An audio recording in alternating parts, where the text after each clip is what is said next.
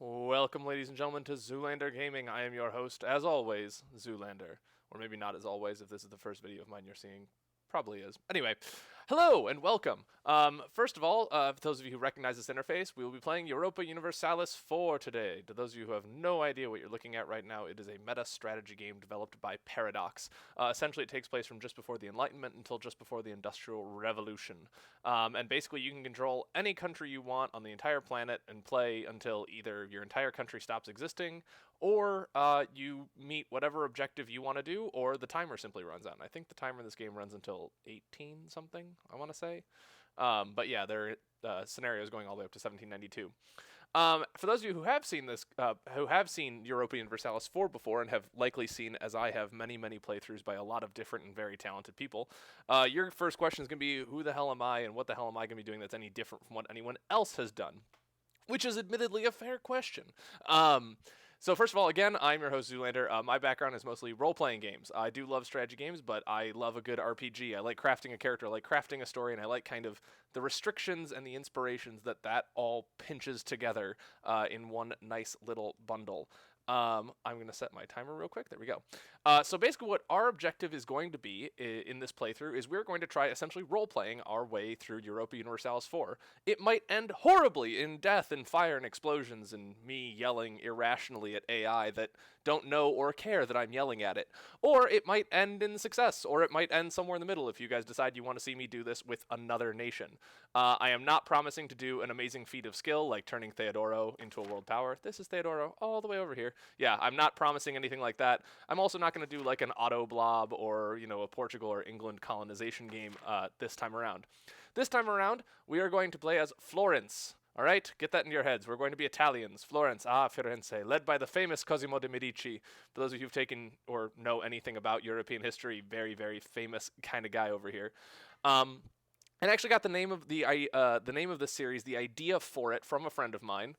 Mostly because I told him about the idea and he started laughing about it and started babbling about Illuminati. So I've decided to call this series Illuminati in Italy. Yes, we will be role playing as the Illuminati, hiding behind whoever is on the throne of our glorious republic, or eventually kingdom, or eventually empire, and essentially attempting to steer politics as we see fit, getting the people we want in office elected, and sort of driving the world that way. Our main goals will be obviously to form Italy at some point because, the chaos in Italy is not suiting for the Illuminati.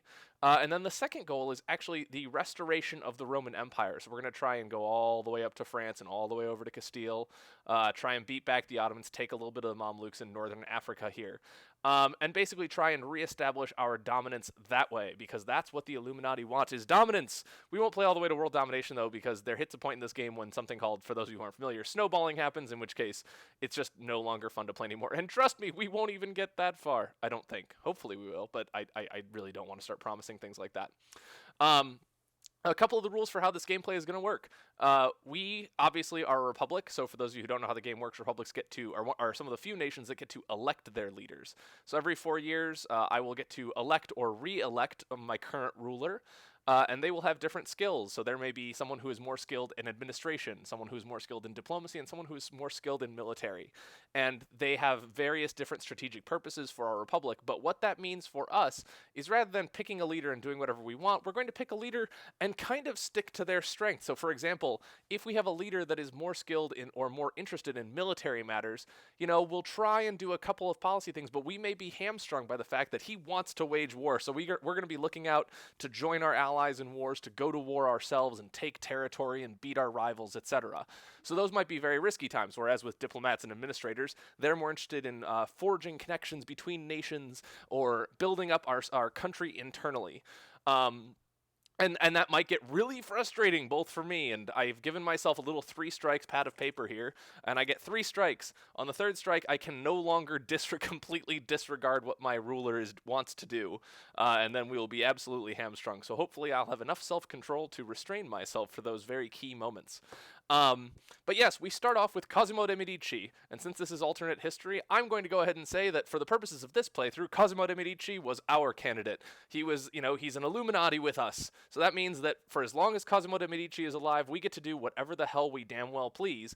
A, because he's brilliant, he's a 655, and keeping in mind that the highest monarch point skills you can have are 666. He's real good.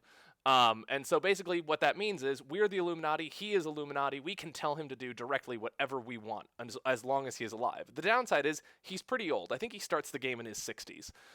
So we're going to have to hope that he stays alive, and if he doesn't stay alive, well, that's really unfortunate. But yes, we're going to be trying to forge alliances, break alliances, and move forward in that way in the normal Europa Universalis 4 manner. A couple things about this game. Since we are doing alternate history, I'm not doing historical lucky nations. No one gets a lucky nation bonus. I would do random, but I just don't end up liking it that much. Sorry. And it's also weighted towards larger, more advanced powers. So that kind of sucks. Difficulty is set to normal. This just means that AI don't get any bonuses. We don't get any bonuses. That's fine. If I end up blowing chunks, oh well. Then you guys can laugh at me and enjoy that in the comments. Yes, but as part of the role-playing, we'll be, obviously, when events come up, we'll try and read them out and make them seem as impactful as possible. Make that, old theater kid within me real happy about that choice. Anyway, we're going to go ahead and get started as Florence. We're not going to do Iron Man mode. Again, this is role-play, guys. We're not doing this for skill. Oh, God. All right, loading the game. Here we are. So, we begin as Florence. We are a 3-province country in Italy. Look at us. However, we are flanked by larger and more wealthy powers. To our south is the Papal State. They have rivaled us, which is disconcerting to say the least. They are the Papal State, so we cannot, despite our secular disagreements with the Papal State, we are also a Catholic nation, which means, unfortunately, that we cannot just disregard the Holy See. So we must remain Catholic for the sake of the support of our people. However, our secular disagreements with the Holy See will definitely take us into conflict. Who else has rivaled us? We have also been rivaled by Provence, Ferrara, Siena, and the Papal State. That is unfortunate, because typically my opening move is to rival Siena and Lucca. Unfortunately, I fear that rivaling Siena might cause the Papal State to ally them, which is unfortunate. But yes, Genoa has not rivaled us yet, but Provence over here, don't quite understand why they've rivaled us. Perhaps they're just jealous of our glory and power. Ferrara obviously border us and desire a much wealthier territory. That's unfortunate. We are a member of the Holy Roman Empire. Despite the Holy Roman Emperor's rather delusional belief that he has a hold on any of these Italian provinces, he does call dominion over all of these, and we have to obey him, or at least be somewhat wary of earning his ire. All these orange countries are, of course, the electors. We don't really care much for them because we won't be staying in the empire that long, so they can be electors if they want. The little blue countries are free cities, and, as long as none of the one-province minors in Italy become free cities and therefore earn special protection from the emperor, we'll be just fine. So the first thing we're going to try to do is expand a little bit. Just grab a little bit more land to try to ensure that we're not going to be utterly destroyed in the opening moves of the game. Obviously, that looks like it's going to be Lucca and Siena are the first two we're going to try and take. One-province minors, they don't have any allies yet, and we're just going to try and rush in there and seize their territory. 2 one-province minors shouldn't be a big deal for us to fight them separately. That will actually give us a launching step towards Genoa and Milan and Ferrara, and it will also cut off the Papal State's ability to expand a little bit more with Siena being gone. Obviously, someone we may want to consider rivaling in the future are both Genoa and Venice. They control most of the trade in this area, and we want that power for ourselves. So, under the wise leadership of Cosimo de' Medici, the Illuminati begin their rise to power, whispering their secrets into the ears of those who are wise enough to listen. We're going to begin fabricating some claims. So, let's make this nice and simple. We're going to have to find a way for those abroad to cease their chattering about about wanting to warmonger and land grab, etc. We're going to go ahead and rival both of these powers and simply hope that the Papal State doesn't rival Siena. They shouldn't. They typically want their territory, so they won't try to ally them, but we'll see what ends up happening. Let's see. Rival of a rival, improve relations with Mantua. Well, we'll get around to that. Yes, again, we can't quite throw off the Catholic Church. This is a foolhardy notion. We can't demote the Pope. That would just be ridiculous and cause great anger among our people. I don't believe... Oh, it does lower national unrest. I think that's a false flag. It's a false promise, whispered in the ears of our Republican leader. All right, we're going to turn up the speed. Now, luckily, Firenze is a very wealthy country. Well, not very wealthy, but still, we have money, we have soldiers. That means we can raise willing men to go to war for us. So, we're going to go ahead and draft 3 more regiments of soldiers. 1 of cavalry to ride down our enemies, and 2 more of infantry, because, frankly, someone must die in the name of the Republic. Why can't it be them? There we go. The game begins. All right, it appears Austria has made her first moves. She's allied. We're mostly just watching for any alliances in the Italian peninsula. We don't want anyone here to get any false ideas of ascending or of protecting each other. Doesn't seem like they're getting any such ideas. Now, it's very dangerous. We're in a very precarious position here. Since our glorious leader Cosimo has dedicated our diplomats to, let's just say, underhanded designs, that means that we can't really use our diplomats to improve relations yet, which puts us in a precarious position because we won't have allies. Unfortunately, that's just a risk we're going to have to take. This is for the long-term health of the Republic. Plus, it sort of allows us a moment to see how alliances abroad shake out. We don't want to ally someone and then find out that they've gone to war with someone that we would also like to ally. That's just not good business. All right, just in a holding pattern here. Ah, yes, the Poles have chosen a Jagiellian to lead their country. Very good. Very, very good. Damn, we've been discovered in Lucca. That's unfortunate, but we're just going to have to leave him there. Yes, it'll take him a little bit longer, but he'll keep working. Lucca isn't bold enough to simply throw him out. The Pope has become papal controller. Well, I'm so glad that he can simply control his own country. That would be rather embarrassing if he couldn't, wouldn't it? Now, aha, we have our casus belli against Siena. They are a rival. No one has allied them yet. Then we're going to do the one thing that our country knows how to do damn well. Recruit a general. We're also going to claim that all generals are Illuminati, by the way. They're just people who we directly control. Anyone whose actions we directly control are members of our little Illuminati cult, or Neo-Romans, or whatever you want to pretend we are. They're just part of us. Going to war to take Siena. We'll have a foothold against those damn dirty popes. They claim to be men of God. They're not really. All right. Ah, the war goes very well for us indeed. Crushed their entire military. They didn't even see what was coming. Excellent. Just leave a cursory force behind to begin sieging the area. Excellent. This is actually going precisely to plan. We're going to begin... Let's see. Now, the next very important part that we must decide is who our allies are going to be going forward. There are a lot of large powers near us that both seek to subjugate us and seek to befriend us.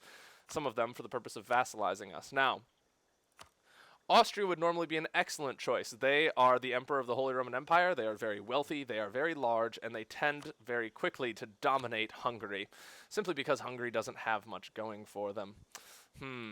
But unfortunately, they have allied England, which could prove troublesome since England has rivaled France, and we will want France on our side going forward.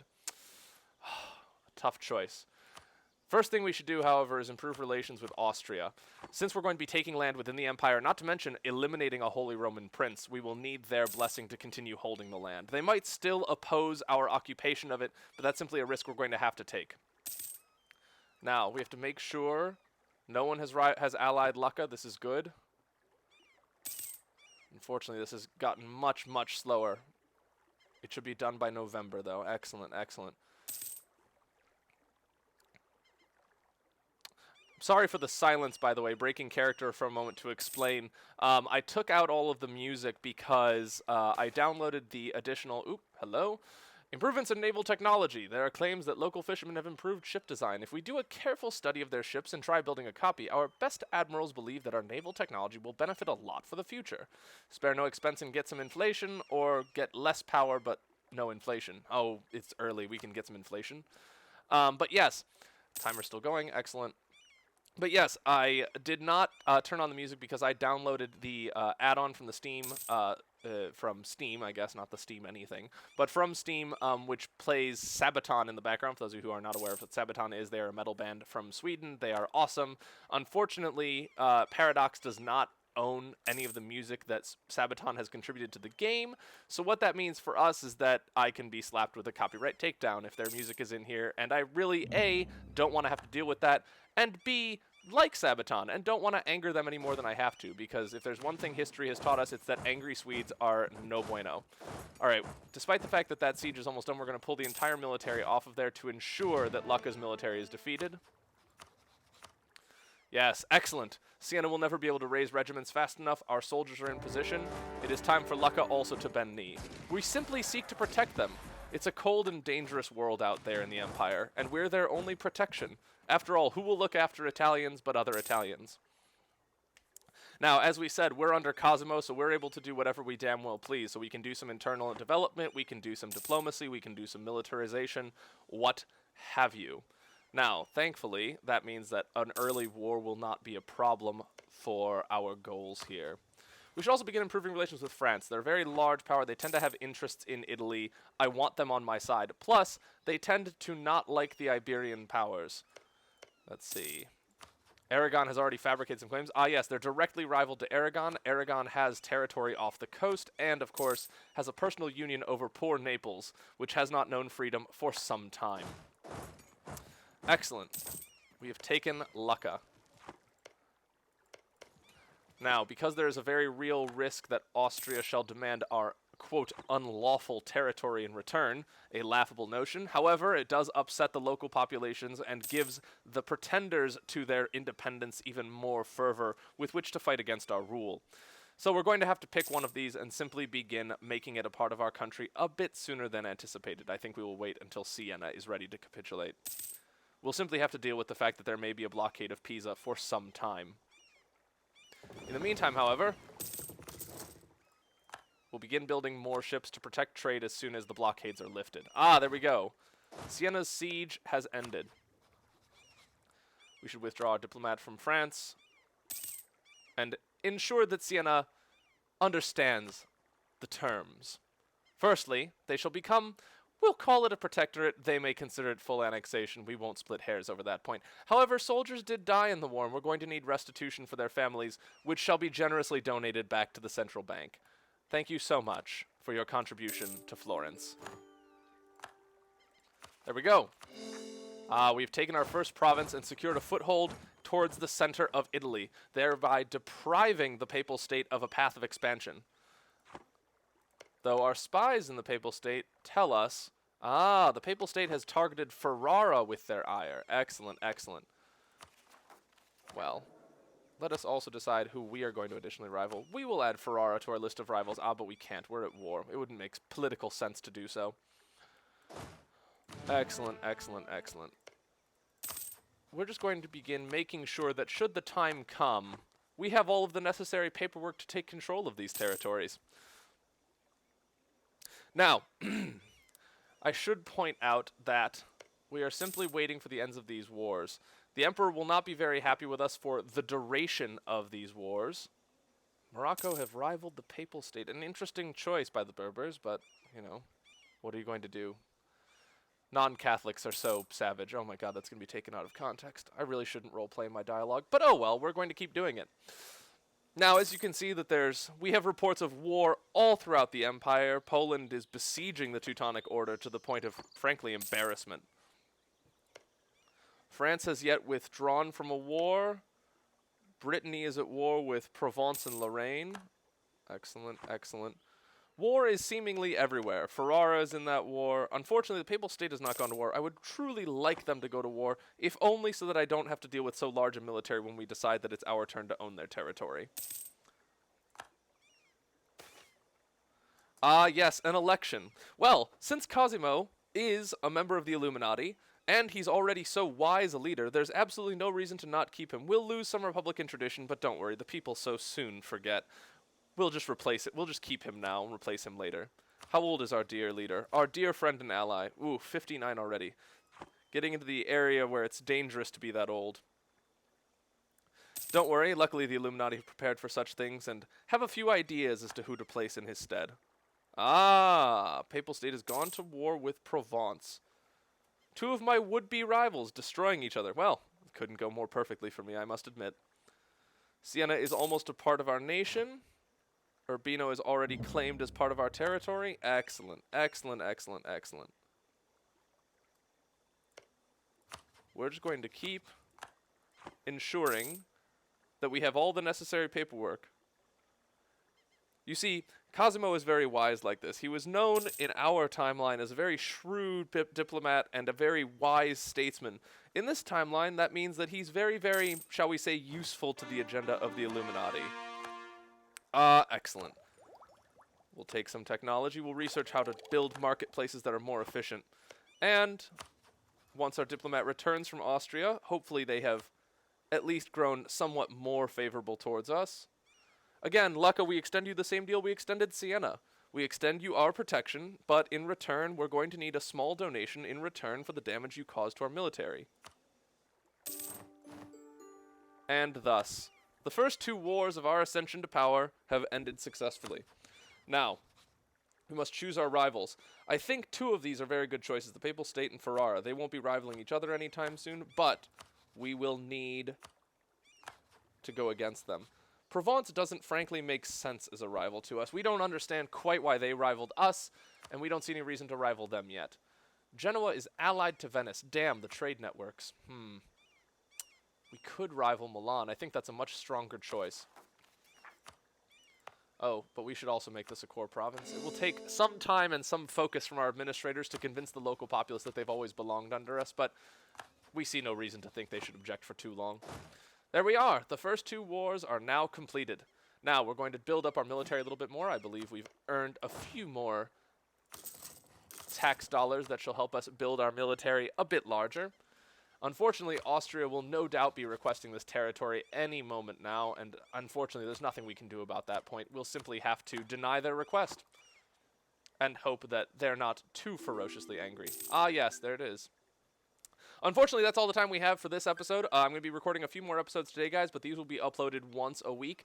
Thank you all very much for stopping by. I hope you guys enjoyed the first video. Like, comment, and subscribe. And if you want to see a particular country, if you want to take a particular different angle or a different approach or have general feedback, I would love to see it. Thanks very much, guys. Have a great